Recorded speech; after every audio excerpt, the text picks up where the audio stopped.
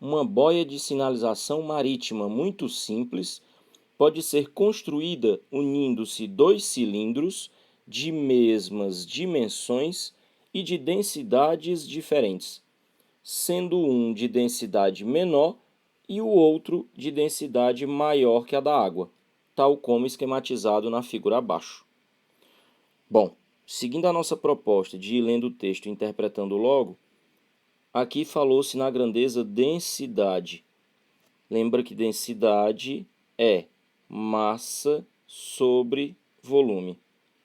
Repara que, apesar do texto ter afirmado que os cilindros têm densidades diferentes, mas diz também que eles têm as mesmas dimensões.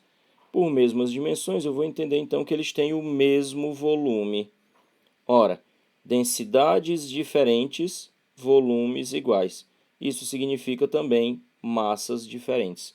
Então, a gente pode interpretar essa afirmação como sendo densidades diferentes também significam massas diferentes. E mais que isso, o texto diz que um dos cilindros tem densidade menor que a água e o outro tem densidade maior que a água. Então já ficou claro qual dos cilindros corresponde à menor e qual deles corresponde à maior massa. Continuando a leitura, submergindo-se totalmente esta boia de sinalização na água, quais serão os pontos efetivos mais prováveis de aplicação das forças peso e empuxo? Bom, primeiro vamos deixar bem claro o que a questão quer da gente. Fala em pontos de aplicação de força.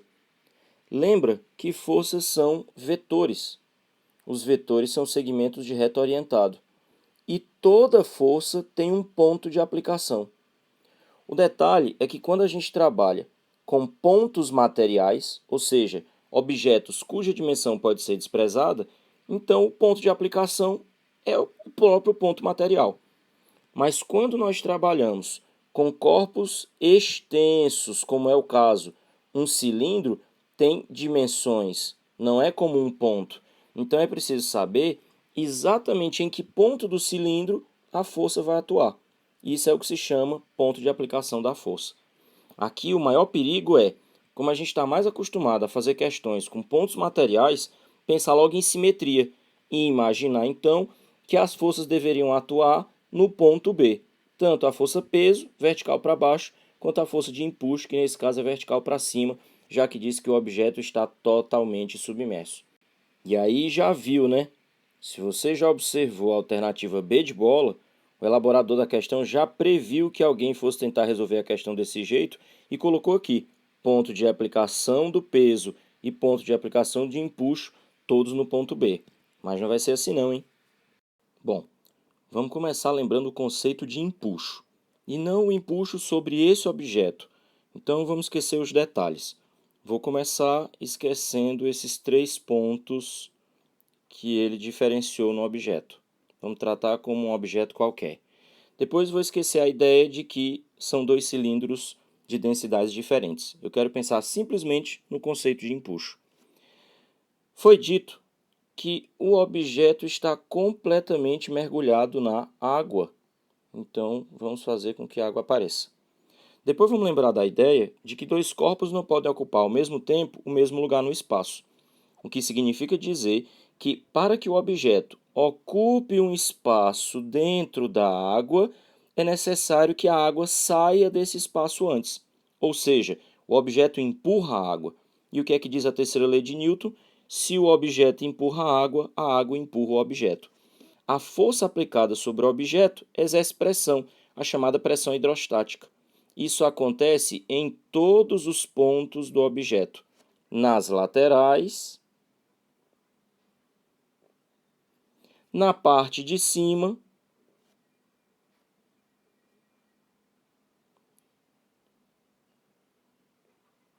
e também na parte de baixo. Em todos os pontos do objeto onde houver contato com a água, nós teremos ação e reação. Eu queria que você observasse o capricho que eu tive no desenho dos tamanhos dos vetores. Tudo bem que as setinhas não estão muito bonitas, mas percebe que existe uma lógica no tamanho das setinhas. Lembrando que a pressão hidrostática depende da densidade da água, da gravidade local e da profundidade do ponto considerado em relação à superfície da água. Então, quanto maior a profundidade, maior a pressão exercida. Nesse caso, maior a força. Então, por isso que as setinhas no fundo do objeto têm tamanho maior do que as setinhas na parte superior do objeto. Se você olha para as laterais, quanto mais raso é o ponto, menor a pressão e a força aplicadas. Quanto mais fundo é o ponto, maiores a força e a pressão aplicadas. Sendo assim, a gente pode afirmar que as forças laterais se equilibram, tendo em vista que para cada vetor aplicado num ponto na lateral esquerda, existe um vetor oposto, ou seja, de mesma direção, sentido oposto e valor igual, na lateral direita. A mesma coisa não acontece se compararmos a parte inferior com a parte superior do objeto, onde existe uma clara diferença entre as forças aplicadas na parte de baixo maiores que as forças aplicadas na parte de cima. Dessa maneira, existe uma diferença entre esses valores, o que gera uma resultante, nesse caso para cima, em cada um dos pontos ao longo do comprimento do objeto. Essa resultante em cada ponto vem, como eu disse, da diferença entre a pressão maior exercida na parte de baixo e a pressão menor exercida na parte de cima. Ora, finalmente, se nós somarmos todas essas forças aplicadas ao longo do comprimento completo do objeto, nós podemos pensar numa força resultante, que pela simetria certamente estaria aplicada no centro do objeto, sendo a soma dessas forças ao longo de todo o comprimento. Essa força é exatamente o que nós chamamos de empuxo. Portanto, a despeito das densidades serem diferentes, o empuxo seria uma força acontecendo exatamente no ponto de simetria do objeto, aquele ponto que a questão chamou de ponto B. Então, nós já temos aí meia resposta da questão. Porque nós já sabemos dizer que o empuxo atua no ponto B. Sendo assim, a gente já elimina duas alternativas, a C e a D. Nós já sabemos, foi comentado lá na interpretação do enunciado, que não vai acontecer de C a B, porque o peso não vai atuar no mesmo ponto por conta das densidades diferentes. Só com isso, a gente já conseguiria dizer que a resposta da questão é a alternativa A. Mas daí, para a gente não contar com essa sorte na hora da prova, vai que não tem essa combinação de alternativas, vamos provar que o peso não atuaria em B. Observe.